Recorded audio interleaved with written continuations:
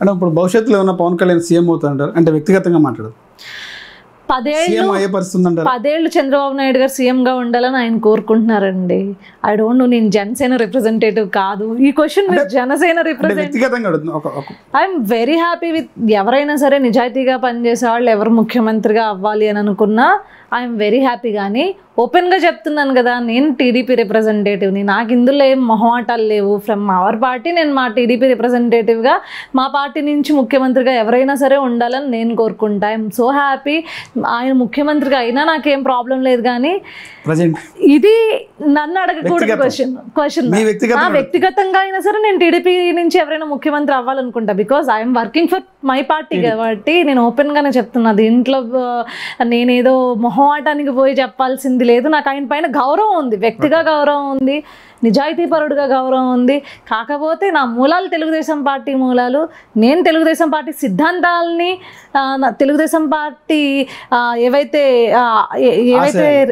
ఆశయాలు కావచ్చు, రిఫార్మ్స్ తీసుకొచ్చిందో, ఏవైతే తెలుగుదేశం పార్టీ రిఫార్మ్స్ తీసుకొచ్చిందో వాటన్నిటికీ కనెక్ట్ అయ్యి నేను దాంతోపాటు ట్రావెల్ చేస్తూ ఉన్నాను. కాబట్టి నేను ఓపెన్గా ఎప్పుడు కూడా తెలుగుదేశం పార్టీ కూటమి ప్రభుత్వం ఉన్నా, ఒకవేళ ఇన్ ఫ్యూచర్ కూటమి ప్రభుత్వంలోనే తెలుగుదేశం పార్టీ ముఖ్యమంత్రిగా ఎవరైనా వచ్చినా కూడా నేను ఐ సపోర్ట్ టు సూపర్ 6 పేరుతో ప్రజలను మోసం చేసి అధికారంగా వచ్చారు. సూపర్ 6లో ఒక పెన్షన్ తప్ప ఎలాంటిది అమలు చేయట్లేదు, మోసం చేశారు, ఎవరు సంతోషంగా లేరు అనేది ప్రధానమైన ఆరోపణ వైసీపీ.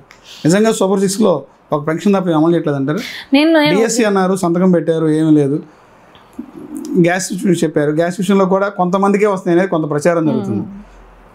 ఉచిత ఇసుక అన్నారు, ఇసుక అనేది బయట మార్కెట్లో బ్లాక్లో తరలిస్తారని చెప్తున్నారు.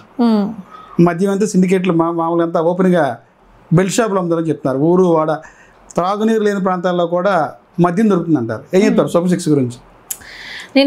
మహిళలకి ఏమో ఫ్రీ బస్ అన్నారు, ఆడపిల్లలకు లేడీస్కి నీకు 15,000 నీకు 15,000, అది పెద్ద ప్రచారం అవుతుంది. ఎప్పుడు అమలు చేస్తున్నారు 15,000? కాదు సార్, ఈ స్టేట్మెంట్స్ అన్ని ఇచ్చింది ఎవరు? వైసీపీ. ముందు వాళ్ళు పక్క రాష్ట్రాలు జగన్మోహన్ రెడ్డి కూడా ఇదే మన మీరు అన్నటువంటి వరద ప్రెస్ మీట్లో కూడా నీకు 15,000 నీకు 15,000 ఏ అన్న 15,000 అని చెప్పి అన్నారు. నీకు వచ్చినాయా 15,000 అంటున్నారు. కాదు సార్, జగన్మోహన్ రెడ్డి పక్క రాష్ట్రంలో ఉంటున్నాడు, బెంగళూరులో. అది వదిలేసి ఆంధ్రాలో ఉండమని చెప్పండి, తెలుస్తుంది ఏం జరుగుతుందో ఏం లేదో. మీరు ఇక్కడ ఉంటే కదా తెలుస్తుంది. పక్క రాష్ట్రంలో రోజా ఏమో తమిళనాడులో ఉంటుంది, జగన్మోహన్ రెడ్డి ఏమో బెంగళూరులో ఉంటున్నాడు, కర్ణాటకలో ఉంటున్నాడు. ఇంకా మిగతా నాయకులు అసలు ఎక్కడెక్కడ ఎవరెవరు ఉన్నారు ఏం అర్థం కావట్లేదు. లిటరలీ మనం చూసుకున్నట్లయితే ఎందుకు భయపడతామండి? మీరు తప్పు చేయకపోతే మీరు ఎందుకు భయపడాలి రెడ్ బుక్కి? అసలు మీరు ఏ అవినీతి చేయలేదు, ఏ అక్రమాలు చేయలేదు, మీరు ఎందుకు భయపడాలి రెడ్ బుక్కి? అవినీతి చేసిన వాళ్ళకే కదా పడేది శిక్ష. సో మీరు ఇక్కడ ఉండండి, తెలుస్తుంది. ఇప్పుడు మీరు అన్న దీపం పథకం కావచ్చు, ప్రజల నుంచి ఎక్కడైనా ఒక్కటైనా తిరుగుబడి వచ్చిందా?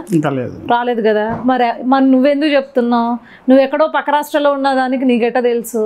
లేదు కదా. అదేవిధంగా మనం చూసుకున్నట్లయితే ఇప్పుడు రేపొద్దున మనం లిటరలీ మనం చేస్తుంది ఏంటంటే ఫ్రీ బస్ ఇవ్వడం జరుగుతుంది. అది కూడా తొందరలో ప్రకటించారు సార్. సో వీటన్నిటికీ ఖర్చు ఎంత జరుగుతుంది, రాష్ట్ర ఖజానా పరిస్థితి ఏంటి అనేది చూసుకుని ఈరోజు మనం స్టెప్ బై స్టెప్ మనం ముందుకెళ్తున్నాము. ఫస్ట్ మనం ఏంటి అంటే రాష్ట్రాలకు కావాల్సిన పెట్టుబడులు రావాలి, ఇండస్ట్రీస్ రావాలి. ఫస్ట్ దీని మీద ఒక పక్కన అభివృద్ధి వైపు ఫోకస్ చేసుకుంటూ ఇంకొక పక్కన సంక్షేమాన్ని బ్యాలెన్స్ చేసుకుంటూ మనం వెళ్తూ ఉన్నాము. సో ఈ క్రమంలో 1-2 లేట్ అవ్వచ్చండి, కానీ ఇవ్వడం కరెక్ట్. డిఎస్సి అనేది సంతకం పెట్టిన తర్వాత డైరెక్ట్గా డిఎస్సి హోల్డర్స్ ఎవరైతే స్టూడెంట్సే ఉన్నారో వాళ్ళే కదా పెద్ద ఎత్తున ధర్నా చేశారు. మాకు టైం కావాలి, సిలబస్ చేంజ్ అయింది, మీరు ఇస్తే మేము కొంత అంటే గవర్నమెంట్ చేంజ్ అయింది, దీనికి తగ్గ క్వశ్చన్స్ కూడా ప్రిపేర్ అవ్వాలి అని చెప్పేసి వాళ్ళే అడిగారు కదండి. ఇప్పుడు వాళ్ళ యొక్క మనోభీష్టానికి తగ్గట్టే నారా లోకేష్ గారు ట్విట్టర్లో ట్యాగ్ చేశారు, ట్రెండ్ చేశారు. ఈరోజు నిజంగా వారి యొక్క నిర్ణయాలను గౌరవిస్తున్నారు కదా ప్రభుత్వం. వారి నిర్ణయాలతోనే కదా, ప్రజా నిర్ణయంతోనే కదా ముందుకెళ్తున్నారు. ఇది కదా మనం చూడాల్సింది. ఈరోజు స్ట్రెంత్ పెరిగారు, అందరికీ రాయాలని ఉంటుంది కదండి. వాళ్ళకంటే టైం ఇవ్వాలి కదా. ఎవరు టాలెంట్ ఉంటే వాళ్ళు ది బెస్ట్ బయటకు వస్తారు ఫస్ట్లీ.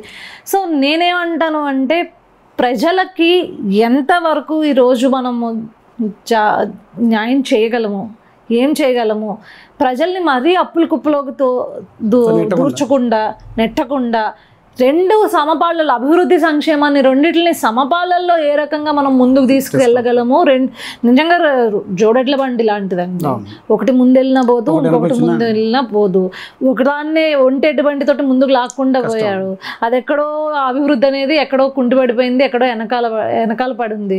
ఈరోజు అభివృద్ధి చేసుకుంటూ రాష్ట్రాన్ని మరీ అభివృద్ధి చేయాల్సిన పరిస్థితి ఉండింది. అది లేకపోతే ఖచ్చితంగా మరో బీహార్ కింద ఈరోజు మన రాష్ట్రాన్ని పరిగణించిన ఆశ్చర్యం లేదు. చాలామంది మరో బీహార్లో ఆంధ్ర తయారైందని అన్నారు. ఇప్పుడు కొద్దిగా అక్కడక్కడ రోడ్లు బాగుపడుతున్నాయి, అభివృద్ధిని మనం చూస్తున్నాము. ఈరోజు జనాలు కూడా నిర్భయంగా, మళ్ళీ నేను చెప్తా యాజ్ ఎ బిజినెస్ ఉమెన్ చెప్తున్నానండి, ఇది not from a TDP party position హోల్డర్గా కాదు, లేకపోతే ఇంకొకలా కాదు. ఈరోజు ఒక బిజినెస్ ఉమెన్గా చెప్తున్నాను. యంగెస్ట్ బిజినెస్ చేయాలి అనుకుంటున్న వాళ్ళు, యంగ్ జనరేషన్ వాళ్ళు ఈరోజు నిర్భయంగా బయటకు వచ్చి నేను కూడా స్టార్ట్అప్ స్టార్ట్ చేద్దామని ఇంట్రెస్ట్. ఈరోజు నేను చాలా మందిని కలుస్తూ ఉంటాను కదండి, నా బిజినెస్ సర్కిల్లో కావచ్చు, లేకపోతే నా ఫ్రెండ్ సర్కిల్లో కావచ్చు. వాళ్ళందరూ సేఫెస్ట్గా ఫీల్ అవుతున్నారు ఇప్పుడు ఈరోజు ఇన్వెస్ట్ చేయడానికి. ఓకే పర్లేదు, ఇక్కడ ఇన్వెస్ట్ చేద్దాం, మన దగ్గర డబ్బు ఉంది. సో వాళ్ళు 10 ఉద్యోగాలు ఇచ్చినా అక్కడ చుట్టుపక్కల బాగుపడుతుంది కదా, 10 ఎంప్లాయ్మెంట్ పెరుగుతుంది కదా. సో ఈ రకంగా ముందుకైతే నడుస్తుంది.